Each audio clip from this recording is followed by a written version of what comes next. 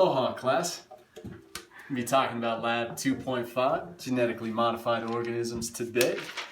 Our first question is, what are the group's credentials and stake that each group has in the success or failure of genetically modified foods?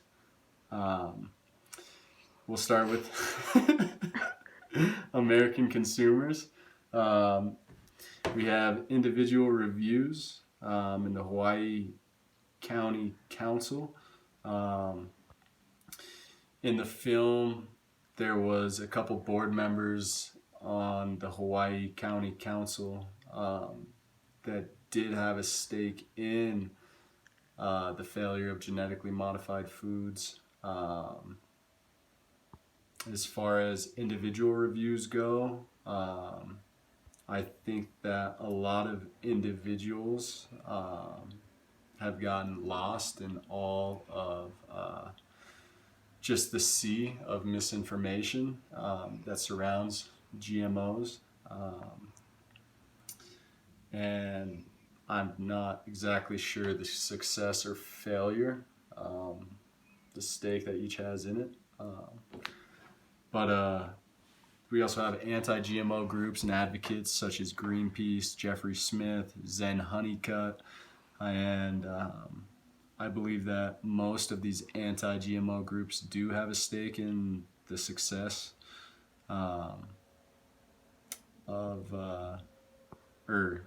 the failure of genetically modified foods. Jeffrey Smith is a spokesperson, and as far as his credentials go, in the movie, when speaking to the Hawaii County Council, he was asked in the beginning if they could refer to him as doctor, and to which he responded that he is fine and to go by Jeffrey. And then Zen Honeycutt, I'm not exactly sure how much stake she has in the success or failure of genetically modified foods. I want to say she has a big stake in it because she's so against GMOs. But her credentials are not backed by science. And then there's groups such as pro-GMO groups and advocates, such as Mark Linus, March Against Myths. And March Against Myths is spearheaded by scientists that realize and understand that that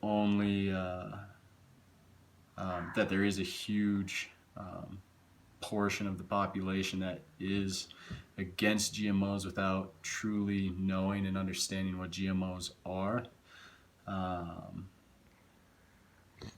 Their credentials speak for themselves. They're all scientists, so they are backed by the science. There's industrial scale farmers such as the papaya farmers, and being that the papaya is such a huge source of income for Hawaii, with as big of an export as it is, I'd say that they have a large stake in the success of genetically modified foods. There's organic and small scale farmers such as Raul Adamchuk. There's Emma Mugurwa, there's Ugandan banana farmers, and with the spread of bans in countries of GMOs, the Uganda banana farmers have a large stake in the success and failure of genetically modified foods, since they're such a huge export and source of income for their country.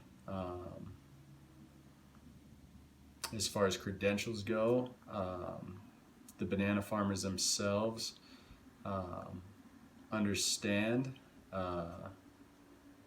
the importance of the economy behind GMOs. And then we have agricultural biotech companies such as Monsanto and Monsanto is huge. They have probably one of the biggest stakes in the success or failure of genetically modified foods, being that their product is Roundup ready, and that is the most used chemical by any and all. And as far as their credentials go, they have a lot of science that backs their product, and their science, it evolves. They do constant testing, so their chemical that was used 10, 15 years ago is now evolving with the science as foods do become more and more resistant to it. We have individual scientists such as Alison Van Eniam, Pamela Ronald, Dennis Gonzalez.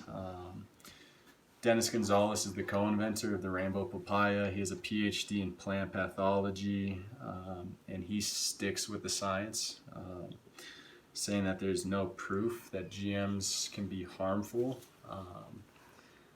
I believe his only stake he has in the success or failure is just backed by the science, since he is a scientist, and he is credited. If he does have some type of under the table agreement with success or failure for his state of Hawaii, since it is a large income, I don't know. I don't think he does.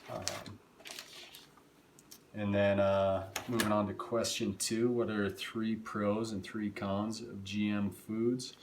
A couple of the cons that come with GM foods is that GMOs may contribute to antibiotic resistance. GMOs may increase food-related allergies, and there are generally shorter testing times of GMOs, meaning that there's not long-term research being done on it. And then a couple pros of GM foods is that they make it possible to grow disease-resistant foods. They can grow in challenging environments, and GM foods also increase food yields. And then lastly, is what was learned in this video.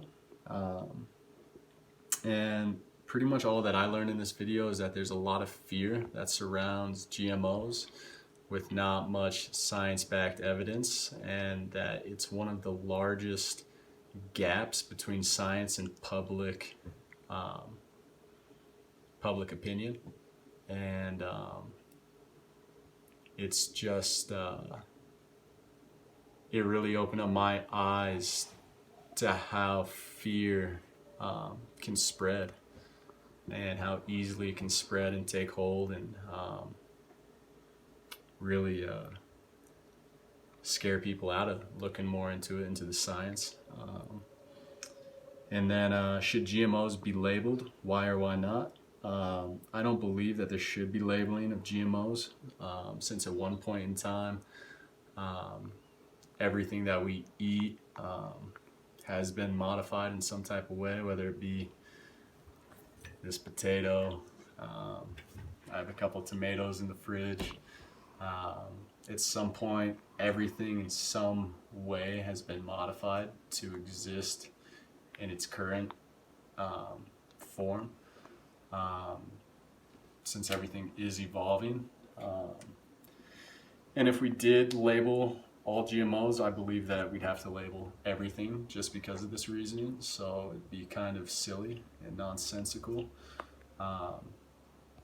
But yeah, that's my lab 2.5.